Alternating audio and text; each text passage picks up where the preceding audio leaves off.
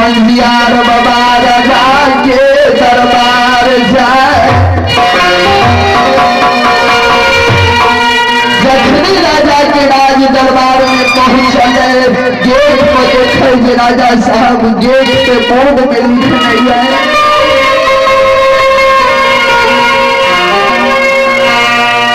राजा के दरबार में भगत हरि नाम होता है।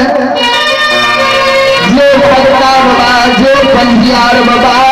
पत्थल के हाथी, पत्थल के आकुश, पत्थल के महब के पटना राज दरबार में बुला दबो।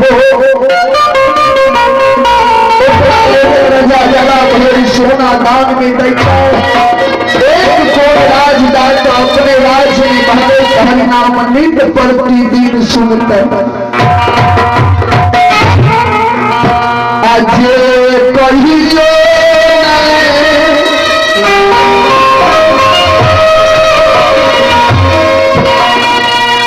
ये नहीं पत्थल के हाथी, पत्थल के आकुश, पत्थल के महत के पटना दरबार में बोल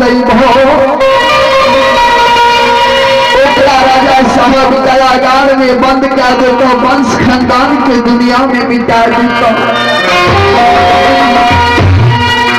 जब भगता बाबा पंजियार बाबा बोर्ड में लिखल पर है, भगता बाबा पंजियार बाबा के आंख से आंसू जा हो, धर्मराज बाबा हो ठाकुर जी।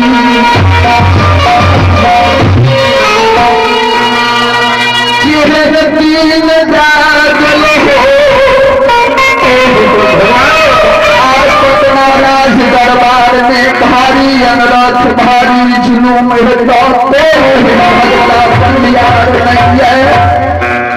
जे पत्थल के हाथी, पत्थल के आकुश, पत्थल के महल के पटना दरबार में बोले सब भगता बाबा, सब पंजियार बाबा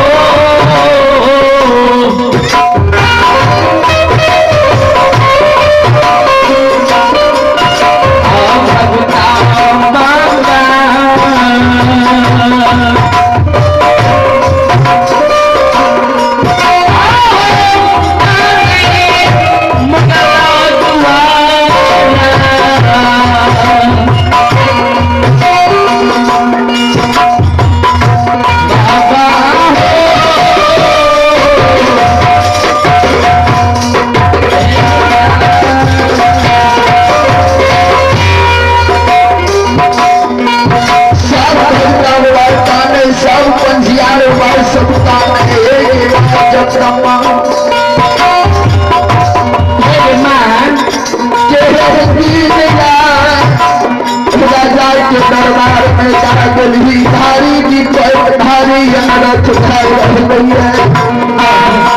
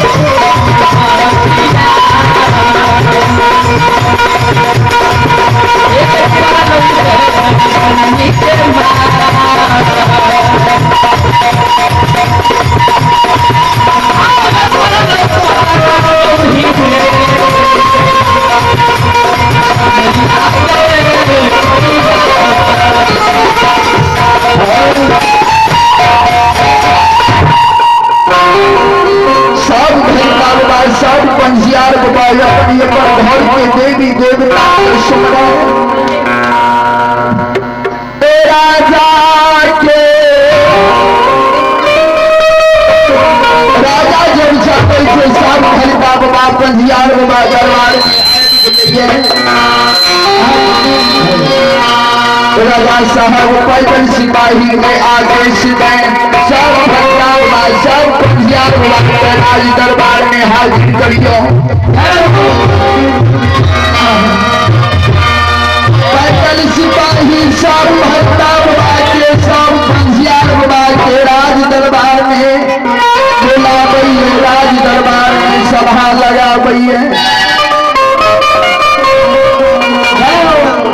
राजा सब भगवान सब पंजियार बाबा की चरण पधारे चरणामृत दोनों जोड़ के खड़ा है हे यो भगता बाबा हे यो पंजियार बाबा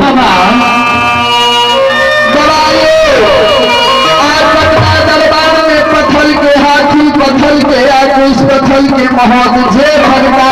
जे पंजियार बाबा बुला देते राज दरबार में डला भरी सोना दान में देते एक कोण राज दाय तो अपने राज में बसाए तो भगवान के भगत नाम को सुनबे अजय को पत्थल के हाथी पत्थल के आकुश पत्थल के महत के नहीं बोलते में बंद का को वंश खानदान के मिटा देवे से बाबा हे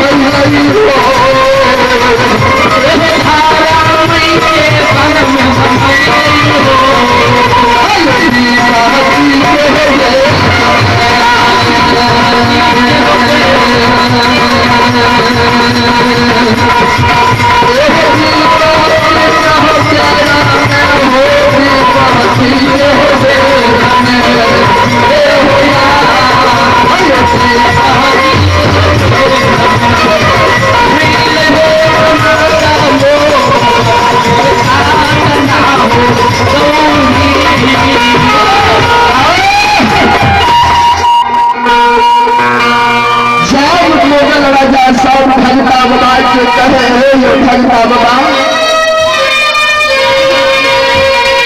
सब अपन अपन पान के रखियो,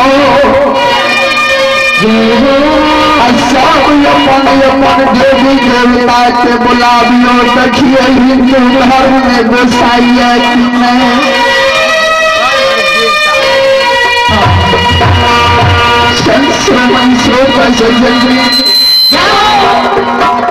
जाओ भगता बाबा होता है, भगता बाबा पाग रखे पंजियार बाबा सब गावे, सब भगता बाबा पान रखे, सब भगता बाबा गोसाई के जगावे।